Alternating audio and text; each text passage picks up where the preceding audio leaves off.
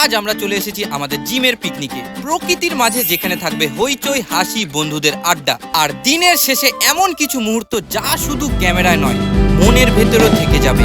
চলো তাহলে শুরু থেকে শুরু করি। একটা প্রপার প্ল্যানিং চলছে, কে কি আনবে, কখন বেরোবে, কোথায় রান্না হবে, and finally the next day. ইতিমধ্যে আমরা জিমের সামনে চলে এসেছি, তো এখান থেকে আমাদের যাত্রা শুরু হবে। আপাতত একটু স্মার্ট পয়েন্টে এসেছি। পিকনিকে যে রান্নাটা হবে, রান্নার জন্য কিছু শর্ট পড়েছে, সেটাই আমরা নিতে এসেছি এমার্জেন্সি। শর্ট পড়েছে হচ্ছে লাল শাক, চাল, ডাল, মশলা সব আছে। যেটা এখন মেন প্রয়োজন জিম ফ্রিক ছেলেপেলেদের জন্য, সেটা এখন আমরা নেব। সেটা হচ্ছে কই রে, ওই জিনিসটা, এটাই সবাই শর্ট খাবে। পড়েছিল আমাদের।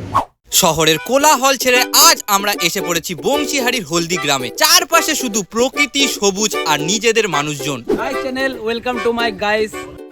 এখানে এসে বাইক একসাথে সাইডে রাখতেই ক্যামেরা অন হতেই শুরু হাসি, মজা, একের পর এক ফটোশুট। এরপর ধীরে ধীরে শুরু হলো রান্নার আয়োজন। মশলার গন্ধে ভরে উঠলো পুরো জায়গাটা, আর মাঝে মাঝে একটু করে টেস্ট। আর যখন সব প্রস্তুত, তখন শুরু হলো আসল পেট পুজো। অনেক সুস্বাদু হয়েছে। চিনুদা আমাদের রান্না করেছে, অতি লোভনীয় খাবার।